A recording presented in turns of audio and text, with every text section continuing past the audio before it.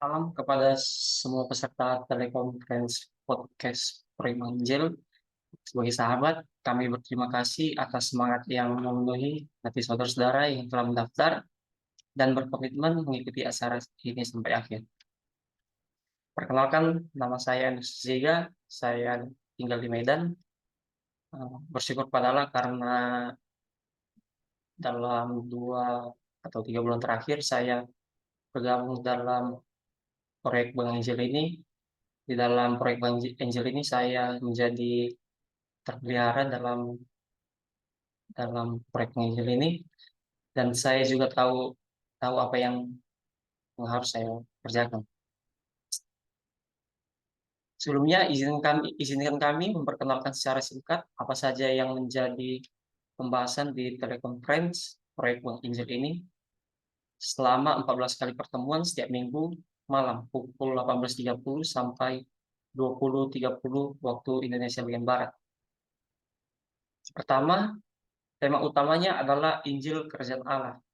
Yang kedua, ada 7 topik besar dengan masing-masing 2 topik pembahasan sehingga seluruhnya menjadi 14 topik. Ketiga, ketujuh topik besar yang dimaksud adalah: satu, tentang proyek Bank Injil sebagai fasilitas tanpa batas, sebab hal itu berasal dari pihak Allah. Yang kedua, research, yang memfasilitasi penelitian diri, kebenaran, dan hubungan dengan lingkungan. Yang ketiga, development, yang memfasilitasi pengembangan diri, komunikasi, dan persekutuan. Yang keempat, maintenance, yang memfasilitasi pemeliharaan umat dalam kasih, kuasa, dan kesetiaan. Yang kelima, support, yang memfasilitasi dukungan yang utuh bagi proyek Kerajaan Allah. Yang keenam, isu global yang memberi alarm kewaspadaan kepada umat Allah.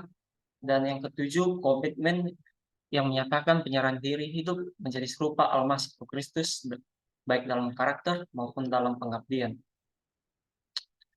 Pembahasan ketujuh topik tersebut sudah lebih dulu diuji coba tahun 2022 yang lalu, dan selanjutnya setelah itu dilakukan dalam bentuk real telpot pada akhir tahun 2022.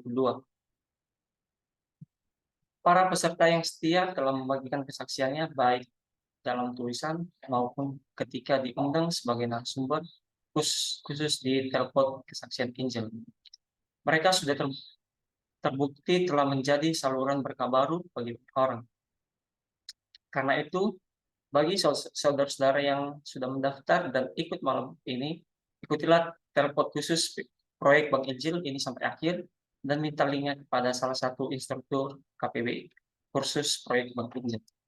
Sekali lagi, salam kepada semua saudara yang mengikuti telpot proyek Bank Injil ini, baik yang bersama di Zoom meeting dan juga yang mengikuti secara langsung, secara live stream. Ya, langsung saja saya perkenalkan yang menjadi host kita malam ini adalah Brilian Nathanael Zega dari Bali. Gimana kesiapannya, Bang? Halo, salam Mas. Ya. Apakah ada siap untuk memandu telepon ini, Bang? Siap, siap. Oke, Bang. Saya serahkan ya, Bang. Oke, salam saudara-saudara semua. Perkenalkan lagi sama saya Bill. Saya menjadi host di Telepon Proyek Bang Injil untuk malam ini. Dengan topik pembahasan kita malam ini adalah hamba milik Tuhan. Pembahasan ini akan memperkenalkan kita bahwa siapa dan bagaimana cara menjadi hamba Tuhan yang setia dan dapat dipercaya. Sebelumnya, kita sudah mengenal bahwa uh, ada 4 bagian. Pertama, ada rahasia dari cara Allah memperkenalkan dirinya, yaitu melalui perbuatan dan hikmatnya yang nyata melalui firman-Nya yang telah menjadi manusia. Yang kedua, rahasia dari penelitian yang berhasil utuh dan sempurna dari manusia, yaitu datang kepada Isa. Yang ketiga, rahasia dari pengembangan diri, kesaksian, dan komunitas tanpa konflik adalah masuk dalam persekutuan yang bebas dari keinginan diri. Dan yang keempat, adalah rahasia dari pemeliharaan Allah, yaitu bagaimana cara tinggal tetap dalam almasih, ajarannya, dan kasihnya. Nah, kemudian agar pembahasan kita ke depan lebih terarah, mari kita sambut narasumber dari pembahasan topik malam ini. Salam, Pak Onim. Apa kabar? Ya, salam Bril, salam Enos, salam semua teman-teman saudara. Sehat-sehat. Semoga semua baik. Oke, baik. Uh, untuk topik malam ini, uh, saya coba bacakan ada pengantara sedikit ya. Jadi untuk deskripsi pada malam hari ini, kira-kira gambarannya yang pertama itu adalah para gembala yang diangkat oleh manusia, yaitu para gembala yang mengangkat dirinya sendiri atau yang diangkat oleh kelompok umat tertentu. Ada kalanya Allah mengikuti keinginan manusia untuk membuktikan bahwa segala RPP mereka itu pasti berakhir dalam kegagalan. Nah, misal bangsa Israel yang menginginkan raja pada masa Samuel. Dan yang kedua, para gembala yang diangkat oleh Allah, yaitu para pemimpin dalam perjanjian lama dan perjanjian baru sampai kepada kita sekarang ini. Hampir semua para pemimpin yang dipilih oleh Allah itu ditolak, dipermalukan, dianiaya, bahkan dibunuh oleh manusia. Terlihat seperti manusia itu menang, tetapi hukuman kekal telah menanti mereka. Nah, dalam kitab suci ada dua macam gembala. Yang pertama, orang yang mengembalakan ternak, dan yang kedua, orang yang mengembalakan atau memelihara, mengasuh, dan membina manusia. Dan semua itu uh, dicatat, perkataan-perkataan Allah itu dicatat oleh para penulis dalam kitab suci. Selalu ada dua bentuk, dalam bentuk bayangan dan bentuk wujud. Oke, langsung saja ya kita uh, memberi pertanyaan. Di pertanyaan pertama, dalam 1 Korintus 20-21, saya coba baca, di manakah orang yang berhikmat, di manakah ahli Taurat, di manakah pembantah dari dunia ini? Bukankah Allah telah membuat hikmat dunia ini menjadi kebodohan? Oleh karena dunia dalam hikmat Allah tidak mengenal Allah oleh hikmatnya, maka Allah berkenan menyelamatkan mereka yang percaya dan kebodohan pemberitaan Injil. Pertanyaan pertama dari nas itu, jika demikian, dari mana kita mulai agar penelitian dan pengenalan kita terhadap para hamba milik Tuhan ini menjadi jelas? Karena dewasa ini kebanyakan orang-orang Kristen sudah terdoktrin ya, bahwa hamba-hamba Tuhan itu adalah pemimpin-pemimpin agama atau organisasi atau gereja. Kenyataannya ada juga yang keluar dari gereja tetapi memulai pelayanannya sendiri tanpa para pendeta yang profesional. Jadi kira-kira apa yang menjadi ukuran dari identifikasi para hamba milik Tuhan tersendiri? Langsung saja Pak. Baik, makasih Bril dan juga semua saudara malam ini. Semoga topik ini topik yang menolong banyak kita yang memang ingin mengabdi kepada Allah ya. Di waktu yang lalu memang kita sudah membahas tentang umat milik Tuhan dan sama seperti dalam pengantar tadi yang disampaikan. Nah ini sih persoalannya karena kita seperti bagaimana ya, apakah saya bisa melayani, apakah siapa yang melayani, siapa yang layak seperti itu. Nah itu pertanyaannya tadi, siapa hamba Tuhan yang sebenarnya miliknya Tuhan. Setiap orang kan bisa mengklaim dirinya sebagai hamba Tuhan ya, atau hamba Allah gitu. Kita nggak bisa melarang itu gitu. Dan semua orang bisa saja mereka mengangkat siapa yang menjadi apa namanya, yang menurut mereka itu hamba Tuhan seperti itu. Tapi persoalannya kan yang harus menjadi kewaspadaan kita karena kalau ini salah maka dia bukan hamba melainkan dia yang akan merusak milik Tuhan gitu. Itu persoalannya. Jadi sebenarnya itu. Nah, sebelum kita melihat orang lain kan ini lebih melihat kepada diri kita siapa kita gitu kan. Kalau misalnya orang berkata, oke, saya bukan hamba Tuhan tetapi saya ini jemaat Tuhan. Nah, ini yang perlu diperiksa sebenarnya prosesnya bagaimana sih. Tadi sempat diingatkan karena sebenarnya di dalam kitab suci itu kalau dikatakan istilah gembala berkaitan dengan domba karena ini bayangan. Kitab suci itu selalu berbicara dua hal, bayangan sebagai pengantar dan wujud itu sebagai inti. Jadi kalau misalnya bayangan yang dimaksud gembala yang maksudnya di padang itu yang menggembalakan domba, biasanya yang punya itu kan dia akan menjaga betul itu miliknya. Tapi kalau dia bukan gembala, nah ini udah jelas misalnya serigala, dia pasti mencabik-cabik dan merusak kawanan itu. Nah itu yang terjadi sebenarnya yang digambarkan oleh Allah bahwa umat umat itu, nah kemarin kan kita udah jelas umat itu siapa, bukan semua orang gitu. Yang jemaat umat Allah itu adalah yang jadi miliknya.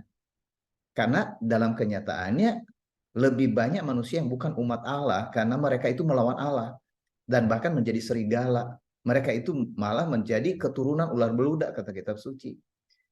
Nah kalau kita nggak mengerti ini juga, nanti hamba milik Tuhan itu yang mereka cari itu bukannya domba, melainkan mereka mencari mengumpulkan serigala. Makanya komunitasnya jadi berbeda. Jadi kalau misalnya sekarang kita berbicara tentang apa yang menjadi ukuran dari apa tuh identifikasi daripada hamba milik Tuhan itu, yang paling penting dalam kitab suci itu misalnya kita kasih contoh ya. Ada yang mau baca Kejadian pasal 26 ayat 24. Kejadian 26 ayat 24.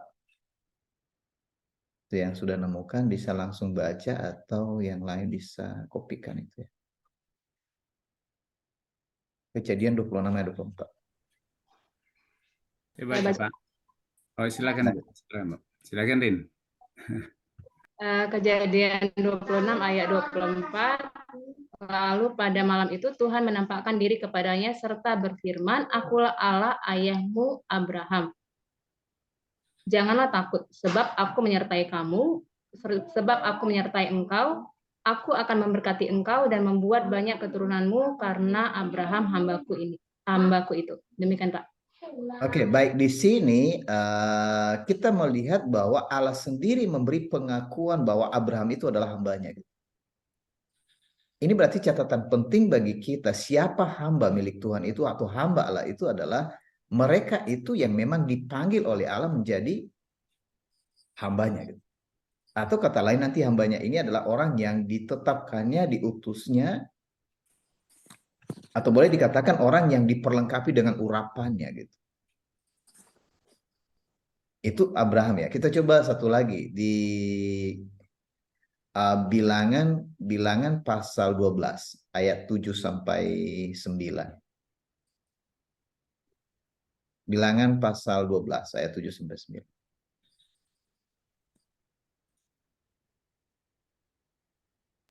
Saya baca, Pak. Silakan, Pak. Bukan demikian hambaku Musa, seorang yang setia dalam segenap rumahku. Berhadap-hadapan aku berbicara dengan dia, terus terang, bukan dengan teka-teki. Dan ia memandang rupa Tuhan. Mengapakah kamu tidak takut mengatai hambaku Musa?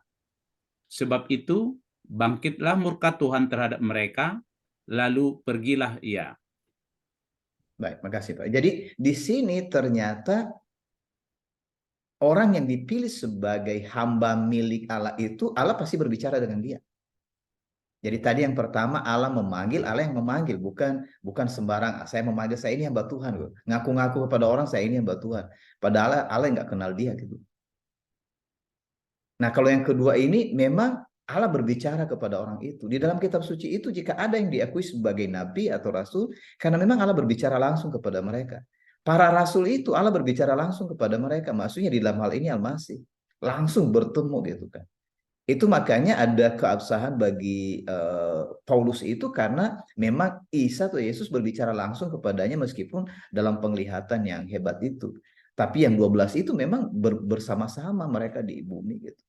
Nah sama seperti Musa berhadap-hadapan muka digambarkan begitu karena memang Allah menyampaikan firman-Nya kepada mereka.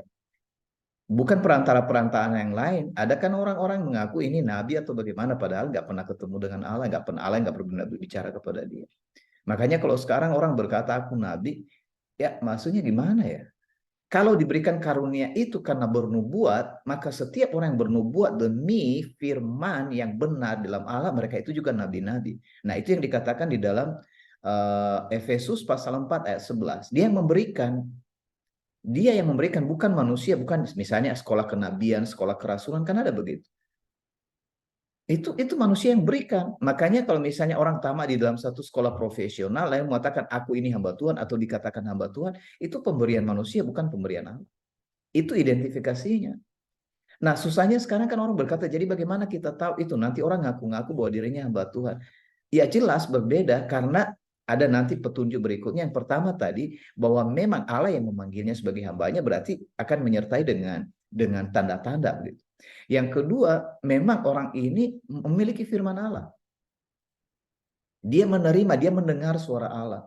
Dan Yesus berkata kepada murid-muridnya, pergi sampaikan suaraku, itu Injil. Nah, di antara kita yang mendengar ini, apakah kita itu hamba atau bukan? Seharusnya sebelum kita jadi umat, kita itu adalah hamba gitu. Nah, mengapa nanti kok jadinya yang mana ya? Hamba atau umat gitu. Dikira bahwa hamba itu lebih tinggi daripada umat. Sebenarnya mengapa dia dalam posisi umat? Karena dia belum rela merendahkan dirinya serendah mungkin. Yang disebut hamba itu adalah mereka yang mengambil posisi yang paling rendah. Nah, meskipun dia raja, atau meskipun dia ditinggikan, tapi dia mengambil posisi yang rendah. Itu definisi hamba dalam kitab suci. Nah, kita coba misalnya Daud ya. Ini Daud ini kan raja. Ada yang bisa baca di 2 Samuel 3 ayat 18. 2 Samuel 3 ayat 18.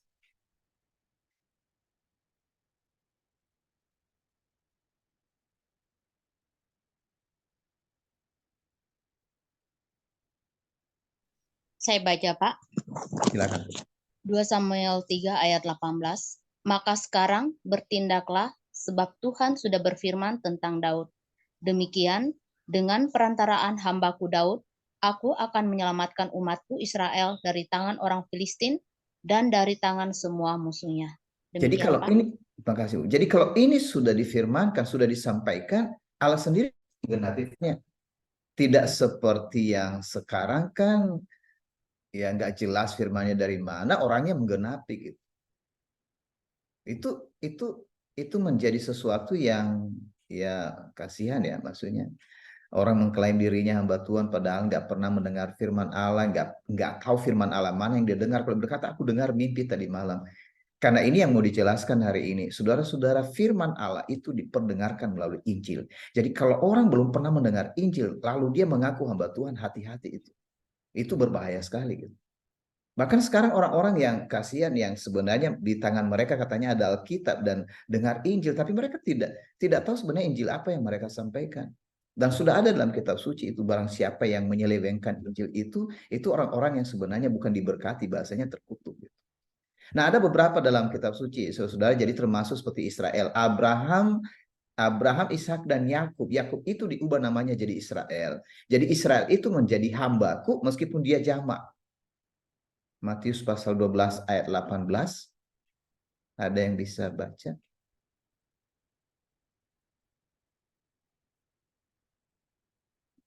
Jadi saya mau jelaskan dulu ini ya. Jadi supaya nanti kalau ada diskusi berikutnya itu akan lebih mudah bagi kita. Sebenarnya siapa hamba milik Tuhan ini? Jadi wujudnya ini itu bayangan semua yang dikatakan orang-orang wujudnya itu adalah Al-Masih atau Kristus. Disilakan. Saya baca, Pak. Oh. Iya. Silakan. Siapa aja boleh. Matius 12 ayat 18. Lihatlah, itu hambaku yang kupilih, yang kukasihi, yang kepadanya jiwaku berkenan. Aku akan menaruh rohku ke atasnya, dan ia akan memaklumkan hukum kepada bangsa-bangsa. Baik, makasih. Sudah jelas di sini Allah sendiri yang menyatakan inilah hambaku, kemudian dia menyukai itu, memang itu dari dia, dan ada di sini tanda yaitu rohku kutaruh ke atasnya. Yang menjadi hamba milik Tuhan itu adalah mereka yang memiliki roh Allah. Dan perhatikan saudara, pekerjaan mereka ini untuk menyatakan keselamatan atau hukum kepada bangsa-bangsa. Hukum ini bukan untuk membunuh, melainkan untuk menyelamatkan. Itu sebabnya dalam kitab suci nanti pada akhirnya hamba milik Tuhan ini adalah mereka yang disebut yang diurapi. Nah, itu sebenarnya definisi Mesias dalam kitab suci secara khusus dalam perjanjian lama seperti dalam Daniel. Nah, saudara bisa baca itu nanti, baca aja dalam Daniel 9 ayat 25 dan seterusnya. Jadi tokoh Mesias yang disebut itu juga adalah hamba Allah yang pada akhirnya terlihat di sana ada kepemimpinan. Makanya ini bercampur dalam pikiran orang, mereka melihat hamba itu yang rendah atau yang tinggi. Jadi hamba itu sebenarnya adalah dia yang rendah tapi ditinggikan oleh Allah. Karena apa? Diberikan roh. Nah, ternyata ini Al-Masih itu adalah yang dari tempat yang maha tinggi merendahkan dirinya serendah-rendahnya, dan tidak ada tokoh manapun yang serendah Mesias. Mengapa saudara? Karena kerendahan Mesias telah melampaui setinggi tanah. Dia masuk di bawah tanah ketika dia mati, tapi dia bangkit kembali. Jadi saudara, kita tidak perlu memiliki seperti teladan seorang hamba selain daripada dia sendiri yang telah mati, bangkit, dan mati, dikubur, dan bangkit kembali pada hari yang ketiga. Itu sebabnya ketika dia membasuh kaki murid-muridnya, dia berkata kepada mereka, apa yang kulakukan ini kepadamu, kamu akan mengerti nanti, dan kamu wajib membasuh kaki. Di sana kerendahan hati, pernyataan daripada sikap itu dilakukan karena memang itu berasal dari Allah. Jadi kita tidak perlu sebenarnya, kenapa kita terganggu kalau misalnya orang merendahkan kita, karena memang kita itu ditinggikan oleh Allah dan kita semua rendah. Nah, saudara-saudara, jadi siapa hamba milik Tuhan itu? Kalau sekarang orang berkata hamba Tuhan itu adalah pendeta di dalam gereja, itu terlalu sempit. Karena di dalam perjanjian lama, meskipun Israel yang dipilih, tapi saudara tahu yang namanya Kores itu kan raja di di Persia. Dia disebut sebagai orang yang diurapi atau pemimpin. Makanya nanti gambaran dari pemimpin ini termasuk hakim, termasuk nabi, termasuk imam dan raja yang dipilih Allah di antara Israel. Tapi ini di luar Israel namanya Kores. Kenapa dia disebut sebagai orang yang diurapi atau hamba milik Tuhan?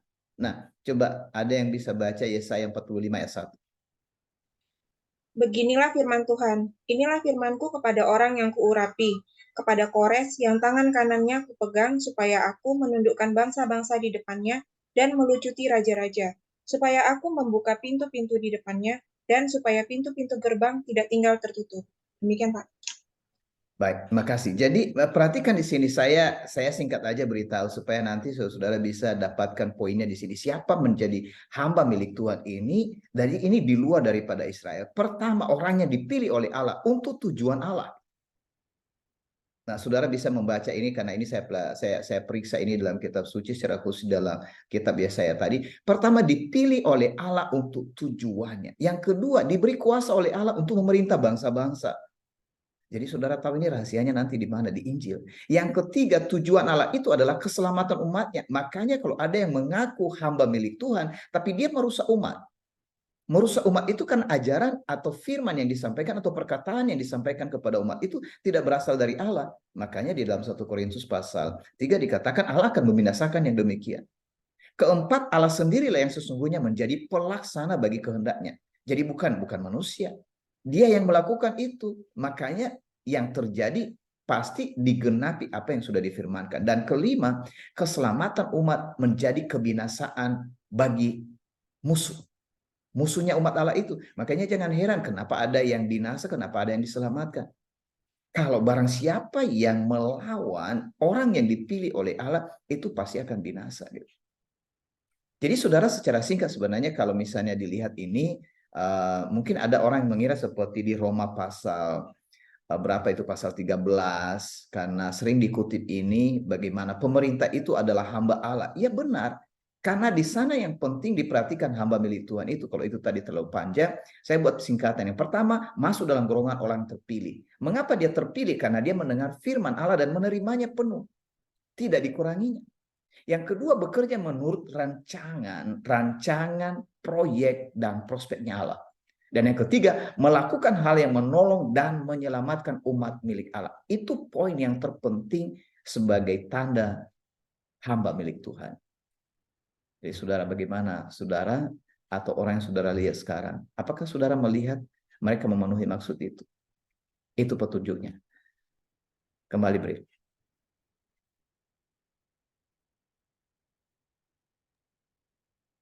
Oke, makasih Pak untuk penjelasannya. Dari situ kita bisa tahu ya bahwa hamba milik Tuhan itu ternyata dipilih oleh Allah sendiri dan untuk tujuan Allah gitu. Dan menjadi seorang hamba berarti bukan berada di posisi paling tinggi, tapi berada di posisi paling rendah, dan tapi Allah yang meninggikan dia. Dan tadi ada yang menarik juga, berarti hamba milik Tuhan ini bukan soal gelar ya, bukan soal jabatan aja, tapi apa yang dia buat, yang dia kerjakan. Uh, Kemudian berarti kira-kira apa mereka yang bekerja, semua mereka yang bekerja atas nama Allah termasuk hamba-hamba Allah juga gitu. Ya, langsung ya. Jadi kalau semua orang yang bekerja atas nama Allah itu bukan menjadi ukuran. Karena seorang bisa mengatasnamakan seseorang kan. Orang banyak memakai sekarang atas nama siapa gitu kan. Coba lihat aja banyak penipu, dia tulis bahkan dia ambil merek atau nama orang, ternyata itu penipu gitu. Banyak hamba yang palsu atau guru-guru palsu atau nabi-nabi palsu yang dinyatakan dalam kitab suci. Karena mereka hanya mencaplok, memakai nama Allah, memakai nama sorga dan seterusnya. Memakai nama kitab suci, padahal mereka itu bukan orang yang dipilih oleh Allah. Yang menjadi ukurannya tadi ya sama seperti yang disampaikan Bri tadi, itu memang bukan di gelarnya, juga bukan di hal yang lain, tetapi ditentukan oleh panggilan, pilihan, dan yang terakhir itu hasil pekerjaannya. Apa pekerjaannya, apa buahnya? Makanya dalam kitab suci dikatakan dari buahnya lah kamu mengenal mereka. Jadi kalau kita ini, demikian juga kita ini kan untuk mengenal Allah. Dari pembahasan pertama telepon, kita mengenal Allah itu bukan karena kita tahu namanya, siapa namanya. Saya kan dikirimin beberapa video di mana ada diskusi orang-orang di jalanan. Tanya, siapa itu? Kamu kenal Yesus? Siapa namanya? Jadi ini pembahasan siapa nama Allah. Semua saling berebut nama Allah itu seperti apa gitu. Makanya orang seperti, oh kita pakai bahasa asli aja, nggak usah pakai bahasa Indonesia. Menolak nama Allah, ganti aja menjadi Elohim atau Yahweh dan seterusnya. Ganti nama Yesus menjadi Yesua. Ini sebenarnya karena frustrasi, tidak mengerti penjelasan dalam kitab suci, bagaimana cara Allah menyatakan dirinya, dan bagaimana dia memilih para hambanya. Saya ulangi ya, ini penting. Bagaimana cara Allah menyatakan dirinya, dan bagaimana dia menyatakan siapa hambanya. Kita sudah membahas bahwa Allah menyatakan dirinya bukan dengan memberitahukan namanya. Makanya Musa mati-matian kan, kamu beritahukan namamu. Tapi Allah berkata, aku adalah aku. Itu berarti diberitahu, nggak usah cari-cari tahu itu. Yang penting kamu beritahukan, ini yang kukerjakan. Berarti kita mengenal Allah karena apa yang dia kerjakan. Dan apa yang dikerjakan Allah itu, menurut kitab suci, perbuatan Allah yang besar yang dikerjakannya itu adalah Injil. Nah, kalau begitu, bagaimana kita mengenal seseorang? Dari buahnya lah kamu mengenal mereka. Mereka pakai nama Tuhan, dalam nama Yesus sembuh. Mujizat dalam nama Yesus, misalnya Matius pasal berapa itu? Pasal 7 kan? Apakah itu menjadi otomatis bahwa mereka itu pilihan Allah? Malah di akhir nanti dikatakan sebagai pembuat kejahatan.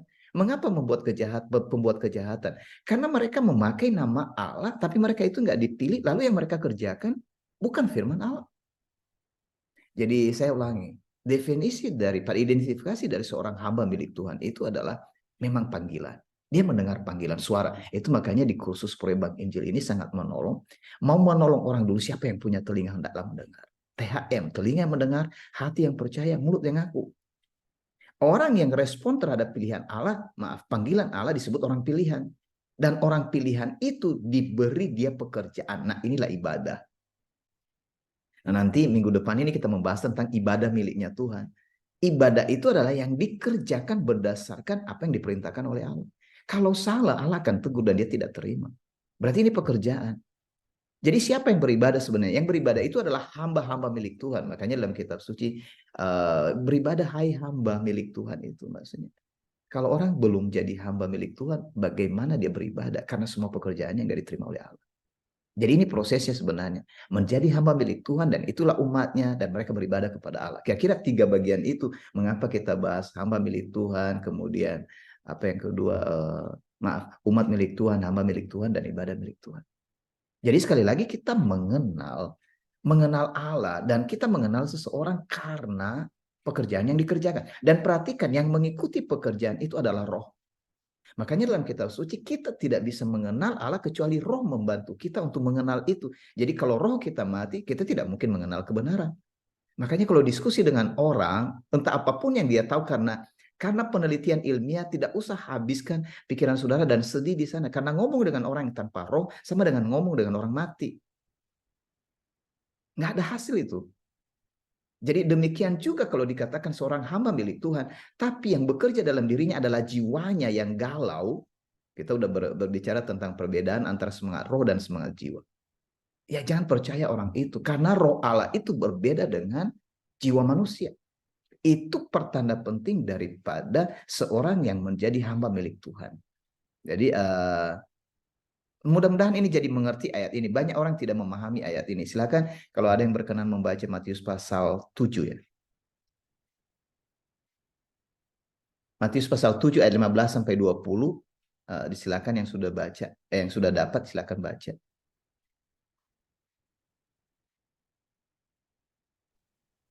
Saya baca, Pak. Silakan. Matius 7 ayat 15. Waspadalah terhadap nabi-nabi palsu yang datang kepadamu dengan menyamar seperti domba, tetapi sesungguhnya mereka adalah serigala yang buas. Dari buahnya lah kamu akan mengenal mereka. Dapatkah orang memetik buah anggur dari semak duri atau buah arah dari rumput duri? Demikianlah setiap pohon yang baik menghasilkan buah yang baik, sedangkan pohon yang tidak baik menghasilkan buah yang tidak baik. Demikian, Pak. Baik, makasih Bu. Jadi di sini sudah jelas bagaimana kita mengenal seseorang itu sebenarnya itu dari buahnya. Buah itu adalah perkataan-perkataan yang keluar dari dalam hati. Itu buah. Jadi buah itu bukan hanya karena dia selalu membawa Alkitab, itu bukan buah. Itu bisa menipu itu. Tapi kita lihat apa yang diucapkan di mulutnya. Makanya pengakuan di mulut itu, mengapa seorang mengaku Yesus adalah Tuhan atau Isa adalah junjungan yang ilahi, itu tidak bisa selain daripada roh Allah. Makanya mengapain berdebat dengan itu? Tidak bisa gitu kan. Jadi hati-hati dengan nabi palsu memakai nama Allah. Jadi kalau tadi pertanyaannya bagaimana? Apakah kita bisa berkata bahwa orang-orang yang bekerja atas nama Allah itu adalah hamba milik Tuhan? Bukan itu Quran.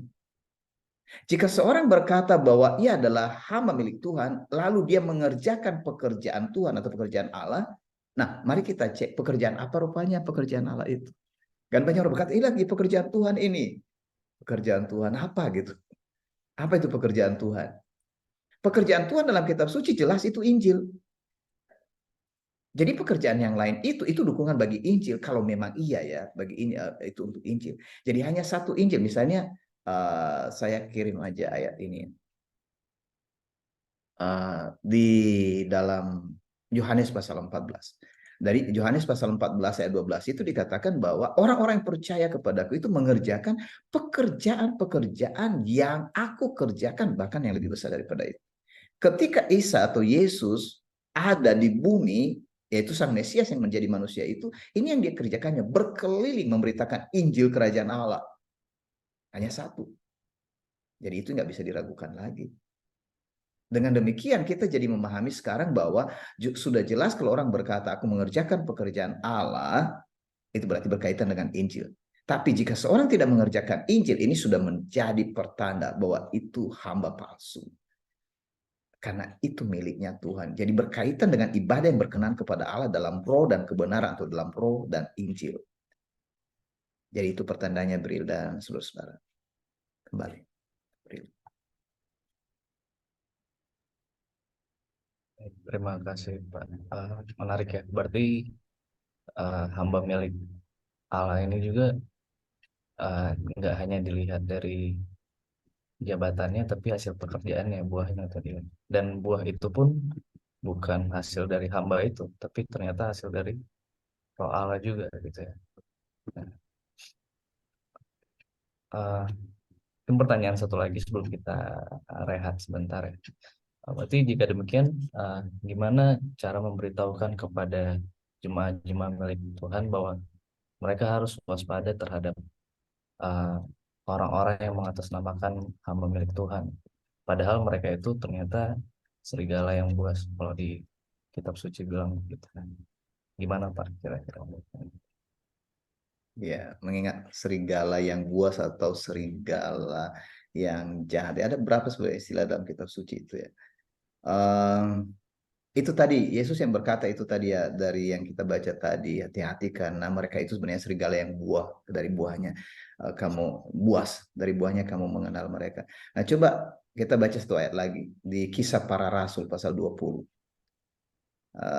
Ini bisa dikopikan kalau perlu. Kisah pasal 20 ayat 28 sampai 30 yang nemukan silakan baca.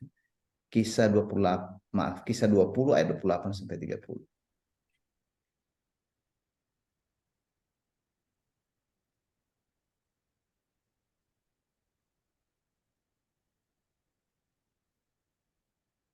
Saya baca, Pak.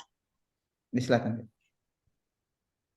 Karena itu jagalah dirimu dan jagalah seluruh kawanan, karena kamulah yang ditetapkan Roh Kudus menjadi penilik untuk menggembalakan jemaat Allah yang diperolehnya dengan darah anaknya sendiri. Aku tahu bahwa sesudah aku pergi, serigala-serigala yang ganas akan masuk ke tengah-tengah kamu, dan bahkan dari antara kamu sendiri akan muncul beberapa orang yang dengan ajaran palsu mereka berusaha menarik murid-murid dari jalan yang benar dan supaya mengikut mereka. Demikian, Pak. Ya, makasih. Ini dalam pengalaman saya ada banyak loh ini. Saya beritakan Injil kepada seorang, lalu tiba-tiba orang datang yang maksudnya dalam kelompoknya yang lama, lalu mereka seperti tarik dia dan berusaha supaya orang itu tidak meneruskan dalam Injil. Jadi banyak orang yang pada akhirnya gagal di tengah perjalanan dan itu susah diselamatkan lagi. Karena apa, saudara-saudara? Itu sudah dibawa kekuasaan yang lain, sudah diambil gitu. Dan kadang ini persoalannya kalau dikatakan dalam kitab suci bahwa gembala itu adalah dia yang menyerahkan nyawanya meskipun dia berhadapan dengan serigala. Siapa yang bunuh Yesus? Siapa yang bunuh para nabi? Itu para serigala itu. Bahasa lain dalam kitab suci itu kan binatang-binatang buas seperti ular, keturunan ular beluda, serigala yang ganas, serigala yang buas, dan seterusnya. Karena mereka itu menolak firman Allah, melawan Injil, sama seperti iblis. Di awal dia membelokkan Injil. Makanya berbahaya sekali bagi orang yang hanya mengutip ayat firman Tuhan karena ya boleh katakan dia meneliti secara ilmiah, tapi dia membelokkan karena pemahaman pikirannya. Dia pikir dia memang mau menjaga umat, padahal ternyata dia merusak umat itu. Nah, saya berani berkata kepada teman-teman dulu kalau setiap kali dalam pertemuan, kalau kita merasa diri sebagai dalam tanda petik hamba milik Tuhan, hamba Tuhan, periksa baik-baik apakah memang Anda menyatakan pekerjaan Tuhan, bukan karena gelar gitu. Mengapa dikatakan sebagai serigala yang buas dan ganas? Jadi ditambahkan kata sifat itu karena memang mereka sangat agresif menangkap domba-domba milik Kristus. Makanya ini persoalannya sebenarnya. Saudara, perjuangan kita memberitakan Injil ini bukan perjuangan yang sekedar udah beritakan Injil. Ketika Injil disampaikan, segera ada binatang buas di sana yang akan mengambil umat milik Allah ini. Dan itu yang mau diselamatkan, umat milik Allah, bukan serigalanya. Nah, ini kalau dalam peperangan malah yang kita tembakin itu apa namanya? Yang mau diselamatkan, yang musuh kita biarkan. Karena kita menganggap musuh ini ya nanti diselamatkan, mana tahu dia bertobat. Catat baik-baik saudara, serigala nggak mungkin bertobat. Ular beludak tidak mungkin bertobat. Itu memang mereka ular, mereka serigala. Yang diselamatkan itu adalah domba. Yang disuruh pergi cari itu domba. Itulah milik Allah. Jadi hamba-hamba milik Allah ini mereka punya tugas selain dari pencari dan mengumpulkan, tapi mereka juga memelihara dan menjaga dari serangan para serigala. Nah, ini yang dimaksud dengan penyelamatan yang utuh. Jadi mengumpulkan dan memelihara sampai akhir bukan kepada kelompok organisasi, melainkan kepada Kristus. Nah, itu sebabnya kita berbahagia di dalam proyek Bank Injil ini, kita tidak membawa siapapun kepada salah satu kelompok itu. Karena di dalam kelompok itu pasti di sana campur serigala, karena mereka mengajarkan yang lain. Kenapa di dalam, jangankan dulu di mana-mana, di kelompok WhatsApp, belum di dalam grup kursus proyek Bank Injil. Kita ada grup WhatsApp. Kenapa dijaga supaya jangan sisip-sisipkan ajaran lain di sana, Pak. Cukup aja kalau Anda melihat ajaran lain di luar aja itu, nggak usah bawa di dalam grup. Karena di dalam grup itu supaya murni melihat seperti berbicara tentang topik apa saja. Kalau ada ajaran lain, beri aja komentar bahwa itu nggak benar gitu kan. Meskipun kelihatan dia mengatakan suatu kebenaran, padahal itu sebenarnya kebenaran palsu. Misalnya kan hari Sabtu ya di Forbes kita membahas tentang 1/10 atau 1/5. 1/10 atau 1/5 kita udah jelas bahwa umat Allah itu ada 3, persembahan, perpuluhan, per-20-an atau yang lain-lain. Itu bukan lagi sebagai ukuran ibadah di dalam kerajaan Allah. Jadi kita nggak perlu debat itu tentang ya seperti kemarin pertanyaannya berapa sih, bagaimana, yang mana yang dikasih perpuluhan dari hasil ini dan menghitung-hitung itu saudara kecapean. Karena saudara yang sudah ada di dalam Al-Masih, seluruh profesi dan keseharian saudara seharusnya itu menjadi dukungan pengabdian. Nah ini dia, karena semua diarah kepada Injil, maka ini menjadi ukuran bahwa kita itu memang melindungi umat supaya mereka tidak termakan oleh penyesatan. Penyesatan itulah pekerjaan serigala yang buas. Nah itu makanya kita waspada ini, Bri dan teman-teman. Memang berbahaya sekali namanya buas, agresif gitu kan. Jadi misalnya saudara pernah beritakan Injil kepada seorang, malah dia lebih agresif dan saudara bingung bagaimana meneruskan berita Injilnya. Karena dia memberitakan dalam tanda petik kepalsuan di sana. Dan saudara sudah bingung gitu. Nggak usah, kita kan tidak mau memberitakan Injil kepada serigala, beritakan Injil kepada domba. Saudara harus tahu bahwa musuh akan mengakibatkan kerugian dalam diri kita sampai nyawa. Tapi ingat, kita memang domba. Ini menarik, saudara. Hamba milik Tuhan itu kan seperti gembala, tapi disebut juga oleh Al-Masih, kamu itu kuutus seperti domba. Jadi sebenarnya hamba-hamba itu atau gembala-gembala itu kan domba juga. Gitu. Domba bertemu domba saling ngerti dong. Ini domba ketemu serigala gimana? Nggak saling ngerti gitu kan. Jadi domba diutus di tengah-tengah domba, ketemu serigala, ketemu ular, kalajengking dan semuanya. Apa yang terjadi? Yesus berkata, kamu itu juga harus cerdik seperti ular dan tulus seperti domba. Jadi bukan hanya ngandalin dombanya gitu. Nah gitu, itu hamba milik Tuhan. Kembali, Bri. Ya, makasih jawabannya. Tapi beda berarti ya dengan serigala berbulu domba ya. Kita nggak boleh kayak gitu juga berarti ya. Ya, serigala berbulu domba itu apa namanya, serigala udah masuk di dalam komunitas gitu. Jadi dia hanya berpura-pura Punya seperti domba tapi tetap bisa hajar serigala juga gitu. iya, Enggak. hatinya. Makanya THM itu kan. Mulutnya ngomong Injil, hatinya di dalam beda gitu. Nah, bagaimana kita tahu hati? Ketahuannya itu kan. Ketahuan nanti nyelip-nyelip apa namanya? Aumannya gitu kan. Ketahuan kok di suaranya. Sepandai-pandai si serigala meniru suara domba, ketahuan suara serigala. Baik, ini masih banyak yang masih perlu kita bahas ya. Kita jeda dulu sebentar, mungkin 5 menit aja. Dan saudara-saudara yang punya pertanyaan dari yang udah dibahas tadi boleh disiapkan. Nanti habis sesi ini kita bisa langsung tanya jawab aja di chat kalau ada. Baik, istirahat dulu 5 menit, take a break. Ya. Salam saudara-saudara, mari kita lanjut ya. Sedikit flashback dari pertanyaan-pertanyaan sebelumnya. Jadi yang kita udah bahas itu terkait apa namanya, ukuran dari hamba milik Tuhan itu seperti apa, terus kemudian siapa aja yang disebut sebagai hamba Allah, apakah itu dari jabatannya atau seperti apa, dan yang terakhir tadi, pertanyaan terakhir itu bagaimana hamba Allah ini menjaga jemaat milik Tuhan dari serigala-serigala. Nah, belum ada yang bertanya, mari saya lanjut pertanyaan dari saya ya. Nah, tadi kan udah sempat dibahas itu ya Pak, terkait bagaimana seorang hamba milik Tuhan ini menjaga jemaatnya dari ancaman-ancaman luar. Nah, dari situ juga kan kita udah bisa melihat ya bahwa pasti perbedaan antara hamba dan serigala itu kan dari pekerjaan yang dilakukan, dari firman yang dikeluarkan, perkataannya gitu kan, bahwa yang menentang Injil berarti bukan hamba Allah. Tetapi kalau misalnya kita lihat lagi, sebenarnya kalau hamba menjaga jemaah, gimana cara kita bisa bedakan diri kita gitu, apakah saya ini seorang jemaah kah atau saya ini sebenarnya seorang hamba gitu, kira-kira gitu pertanyaannya Pak. Ya. Itu pertanyaan yang baik. Jadi sekarang kan ketika ini sudah jelas, misalnya bagi kita buka ini jelas ya. Jadi kita mulai berpikir ini sekarang jadi hamba tuh jadi umat ya. Yang mana yang cocok dengan saya. Nah, mari perhatikan urutannya ya. Urutan ini penting dalam kitab suci dan ini sangat jelas bagaimana seseorang itu menjadi milik Allah, gitu, milik Tuhan. Jadi ini pertemuan dari ketiga pembahasan ini, jemaah atau umat, kemudian hamba, kemudian ibadah, itu milik Tuhan. Jadi milik Tuhan itu bagaimana menjadi milik Tuhan? Proses menjadi milik Tuhan itu pasti itu kan ya Tuhan yang memulai gitu kan. Jadi Allah yang memulai supaya itu menjadi miliknya. Jadi apa yang dilakukannya? Semua ini prosesnya sama, dia berbicara, dia memanggil. Jadi dalam kitab suci itu ternyata gambarannya dimulai dari satu orang. Dia memanggil, misalnya Nuh, dia memanggil Abraham, Ishak, Yakub, dan seterusnya.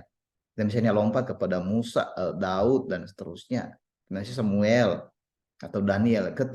Atau misalnya murid-murid Yesus. Yesus sendiri yang datang dan memanggil mereka satu-satu. Mari ikutlah aku, mari ikutlah aku.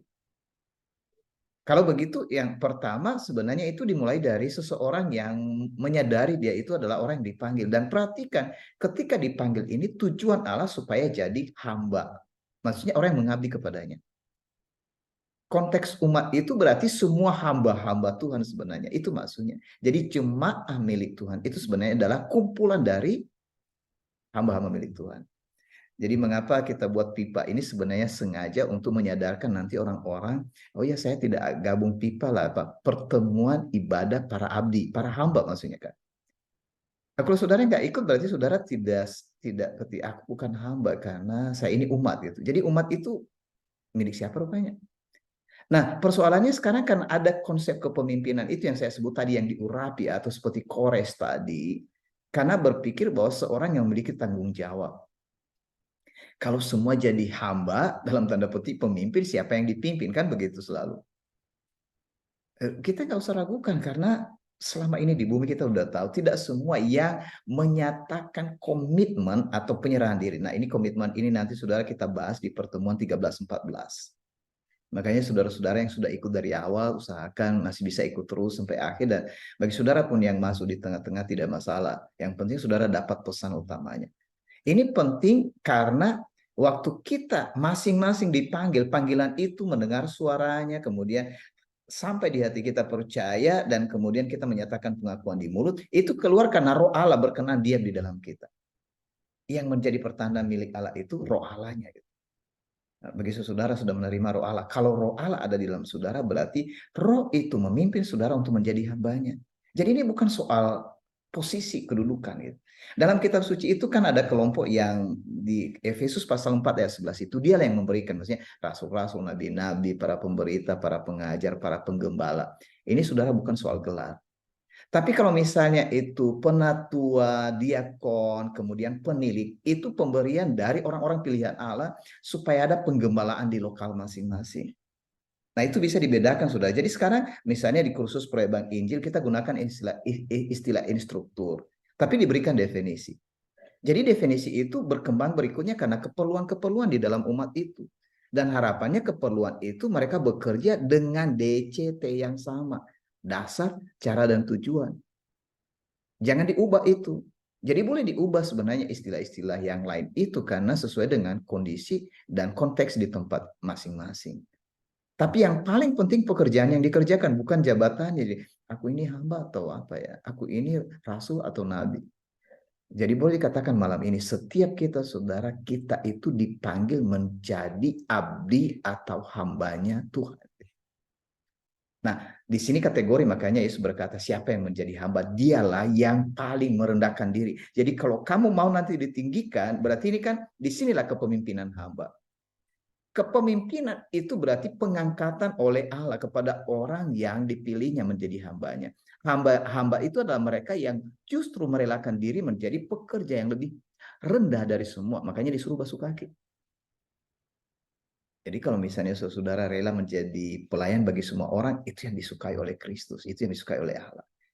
Tapi yang kita sukai kan kita mau langsung pemimpin. Kalau kita bisa duduk-duduk, tinggal merintah-merintah. Oi, gitu kan. Itu jadi bos namanya gitu kan. Jadi pemimpin dengan bos itu berbeda. Kepemimpinan dalam kitab suci itu dibentuk oleh karena penyerahan diri melakukan apa saja yang dimaui Tuhan. Ya kalau Tuhan daripada organisasi di luar kan Tuannya itu organisasinya. Kalau kita kan Tuhan kita udah berbicara kemarin. Uang itu bisa jadi Tuhan, bisa juga yang kita gunakan gitu. Jadi kita malah ciptakan Tuhan kita. Nah, apa bedanya dengan penyembahan berhala? Kita ketawain orang karena mereka menyembah patung, padahal kita lebih parah. Kita ciptakan itu di dalam pikiran kita, Tuhan kita. Sama saja. Jadi kita ini hamba. Semua kita yang sudah dipanggil oleh Allah, ditugaskan menjadi hamba yang mengerjakan pekerjaannya. Tapi kalau saudara tidak sanggup menyerahkan diri dalam hal itu, berarti saudara yang paling lemah. Makanya saudara jadi umat yang dibimbing sampai mati. Nah, di sini dalam kitab suci ada kategori-kategori, misalnya kita bisa melihat mengapa ada domba, dirham, dan anak. Pasti domba ini dan dirham ini mereka itu yang akhirnya sebenarnya seperti ya harus dibimbing terus sampai akhir. Tapi kalau anak ini kelihatan dia punya sikap untuk memutuskan diri. Memutuskan dalam dirinya apa yang harus dilakukan. Jadi orang yang menemukan mutiara yang berharga, mereka itu biasanya karena pencari. Orang yang mencari itu biasanya mereka itu kelihatan lebih cepat jadi budak gitu. Jadi sebenarnya nggak dibagi ini Bril dan teman-teman. Tidak, oh ini khusus hamba, ini khusus umat. Tidak, semua dipanggil dulu jadi hamba, lama-lama yang ketinggalan jadi umat. Kira-kira begitu. Sebenarnya karena terlambat menjadi hambanya, makanya jadi umat gitu. Ya, maksudnya yang digembalakan. Jadi bagaimana kita ini mau berlomba jadi hamba atau berlomba jadi umat? Memang serba salah. Berlomba jadi hamba berarti pemimpin yang disiapkan oleh Allah, tapi harus menjadi lebih rendah dari semua umat. Karena umat itu di atas hamba. Jadi paling bawah itu Kristus, kemudian hamba-hamba yang dipilih itu, dan kemudian umat. Umat inilah yang dijaga-jaga kalau mereka bersalah berbuat. Jadi ya, kadang pernah saya jelaskan ini, oh, Pak, jangan jelaskan itu, nanti umatnya suka-sukanya, Pak. Dia malah injak-injak itu apa namanya hamba-hamba. Wah, ini memang dasar pikirannya kan analoginya berbeda gitu. Ya, kalau milik Allah bukan karena dia memang sengaja itu, tapi karena dia tidak sanggup, belum rela. Makanya murid-murid itu dibentuk sampai mereka rela. Nah, ini fungsi hamba-hamba Tuhan yang betul-betul hamba, mereka menolong umat supaya mereka menjadi hamba milik Tuhan. Demikian. Berarti nggak ada posisi saya di tengah-tengah aja lah gitu, nggak mau Iya, nggak jadi hamba, nggak jadi apa umat ya. atau Cari jadi aman gitu. jemaat aja yang jadi ya jemaah aja yang penting datang duduk kasih persembahan terus balik gitu. Iya, karena ya memang sih itu bentuk ibadah, tapi bentuk ibadah yang utama dan dukungan itu ya nanti kita bicara lah minggu depan itu kan. Baik, Ya, nanti itu. mungkin bahasa selanjutnya. Iya, Ini ada lanjut. pertanyaan ada sih dari Pak Roy dan Karin. Dari Pak Roy dulu. Hamba milik Allah seperti disampaikan dipilih Allah untuk melakukan kehendak Allah. Ketika Isa sampaikan bahwa siapa yang ingin menjadi terkemuka maka hendaklah ia menjadi hambamu. Kira-kira bagaimana maksud Isa dalam hal demikian? Apakah dia dipilih jemaah atau dipilih Allah atau bagaimana ya? Oke. Jadi pada dasarnya semua yang melayani atas nama Allah itu adalah mereka yang dipilih oleh Allah. Mereka yang dipilih oleh Allah. Jadi misalnya tadi seperti para rasul tadi. Itu maksudnya ya, saya cek dulu. Yang terkemuka adalah jadi hambamu. Oke, jadi siapa yang memilih mereka ini, jemaah atau apa namanya, dipilih jemaah atau dipilih Allah? Jadi ini dipilih oleh Allah. Nah, yang ditetapkan di dalam jemaat itu misalnya siapa yang memilih. Nah, ini persoalannya sekarang kalau organisasi kan modelnya demokrasi, pakai sistem negara kan. Model bagaimana, apakah ditetapkan saja atau memang jemaat kumpul rame-rame lalu angkat suara 50+1 itu yang terpilih. Gitu. Itu sebenarnya udah cara politik itu, karena bagaimana kita tetapkan bahwa suara Allah itu adalah 50+1. Lalu yang 49 itu adalah suara manusia, yang sama-sama manusia. Itu karena di sana ada faktor like and dislike kan, nggak bisa dihindari gitu kan. Karena saya udah lihat itu. Jadi sebenarnya siapa yang sah itu menjadi milik apa sebagai hamba milik Allah? Itu pertama-tama bagi yang bersangkutan. Makanya misalnya saudara tahu bahwa saudara itu dipilih oleh Allah. Ya, saudara harus melihat apa namanya kebenaran yang dinyatakan dalam kitab suci itu bagaimana menjadi hamba. Pertama tadi dipilih oleh Allah itu dari mana? Harus mendengar suara Allah. Orang yang menanggapi suara Allah disebut sebagai orang pilihan. Kalau begitu semua kita yang sudah menerima Injil sebenarnya menjadi orang pilihan Allah. Tapi mengapa pekerjaannya nanti berbeda? Karena ada orang yang berkata, udahlah aku kerja aja seperti tadi, saya beri persembahan aja gitu kan. Jadi dia mengkategorikan dirinya sebagai umat. Ya, umat yang digembalakan. Saya dengar firman Allah, saya beri uang saya. Dalam kitab suci rupanya mereka juga yang adalah hamba, mereka itu juga menyerahkan semua milik mereka kok. Jadi pembagiannya di sana bukan di situ gitu kan. Jadi bagaimana misalnya di dalam kumpulan kita ini, siapa yang kita tetapkan menjadi hamba milik Tuhan? Coba gimana? Makanya orang bingung kan. Misalnya nanti ini kita ada grup dalam proyek Bank Injil. Siapa yang ditetapkan sebagai hamba milik Tuhan? Sebenarnya kita kan bisa memberi kepercayaan. Misalnya seorang kita beri kepercayaan, udah kamu jadi penatua gitu kan, atau kamu jadi mengerjakan pekerjaan penatua gitu kan. Bagaimana dia ini nanti benar-benar bahwa orang yang dipilih oleh Allah kalau dia mengerjakan itu karena dorongan Roh Allah, bukan terpaksa. Makanya kan boleh dibaca 1 Petrus pasal 5. Silakan ada yang bisa membacakan kepada kita. 1 Petrus pasal 5. Ayat 1 sampai 4.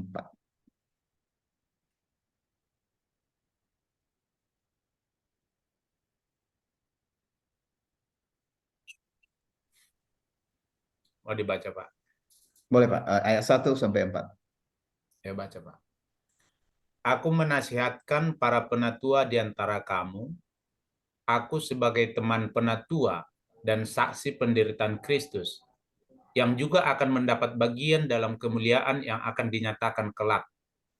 Gembalakanlah kawanan domba Allah yang ada padamu, jangan dengan paksa, tetapi dengan sukarela sesuai dengan kehendak Allah. Dan jangan karena mau mencari keuntungan, tetapi dengan pengabdian diri. Janganlah kamu berbuat seolah-olah kamu mau memerintah atas mereka yang dipercayakan kepadamu. Tetapi hendaklah kamu menjadi teladan bagi kawanan domba itu. Maka kamu, apabila Gembala Agung datang, kamu akan menerima mahkota kemuliaan yang tidak dapat layu.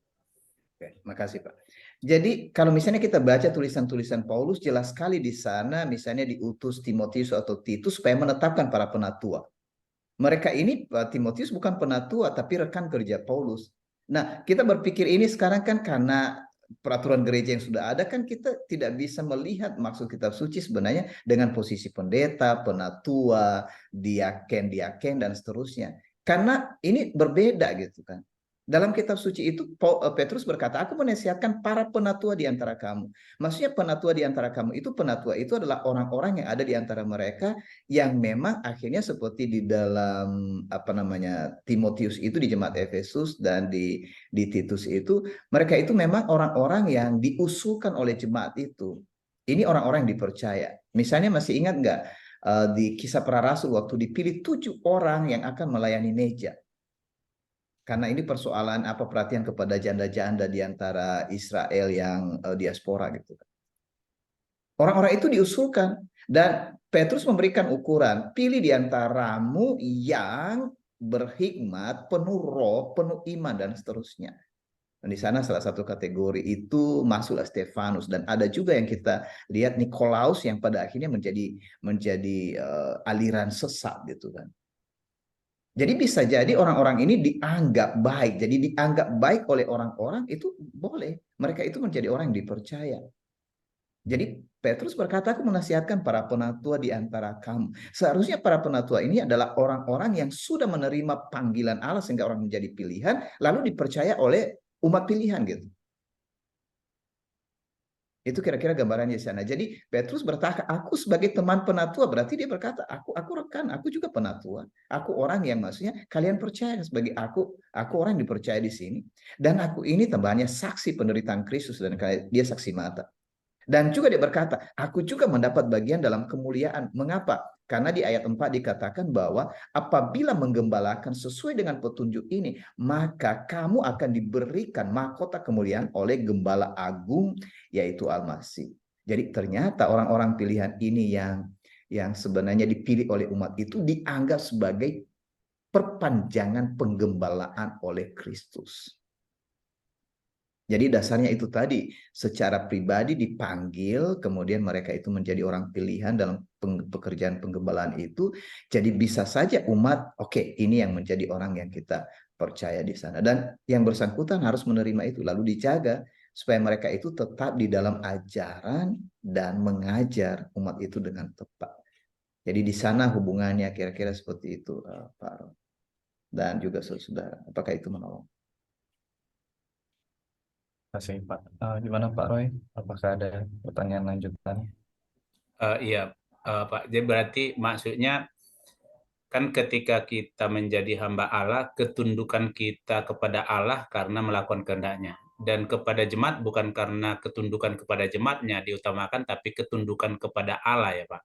Iya, betul Pak. Jadi bukan Jadi, maksudnya ketika hamba dari jemaat itu maksudnya ketundukan kita kepada dia sama seperti ketundukan kita kepada Allah, tetapi karena kita tunduk kepada Allah maka kita menghambakan diri kepada jemaat. Seperti benar. itu ya, pemeliharaan. Betul. Jadi beda sekarang malah apa namanya, suara jemaat itu jadi suara Tuhan gitu. Dia bisa memecat apa begitu. Kan itu peraturan di luar dari peraturan Kristus itu. Terima kasih karena itu diingatkan itu. Supaya kita bisa membedakan apa yang terjadi di dunia ini dengan dalam kerajaan Allah. Kembali, Brit. Baik, makasih Pak Roy. Oke, kita lanjut ya. Ini ada pertanyaan dari Kak Reni. Salam. Dari penjelasan tadi kita tahu bahwa yang mendengar dan menerima Injil kita menjadi hamba dan milik kepunyaan Allah. Kita telah bisa melihat ciri serigala yang masuk dalam kawanan domba milik Allah karena buahnya yang tidak sesuai Injil. Bagaimana penerapan menjaga kawanan domba itu? Oke, jadi ini aplikasi penjagaan milik Allah sekarang. Jadi pekerjaan hamba milik Tuhan itu sebenarnya diuraikan dalam Yeskiel, kemarin kita udah membahas itu, dan juga di dalam apa namanya, Yohanes pasal 10 ya. Saya beri gambaran yang umum aja. Yang pertama itu mencari. Mencari itu berarti mereka pergi membawa pulang, ini penting. Pergi membawa pulang lalu mengumpulkan. Jadi mengumpulkan di dalam Al-Masih. Jadi bawa pulang dalam Al-Masih. Kira-kira begitu. Itu pekerjaan pertama. Jadi bawa pulang dan kumpulkan. Yang kedua itu memelihara. Memelihara itu berarti di sana ada apa namanya? Di sana penjagaan dan pemeliharaan itu sebenarnya mereka membalut, mereka membasuh, mereka memberi makan. Jadi mereka menjaga dari kawanan dan seterusnya. Memelihara itu sampai akhir. Karena itu miliknya Allah. Nah, jadi pertanyaannya bagaimana kepada kita hari ini? Sebenarnya menjaga kita bukan kita, melainkan Kristus.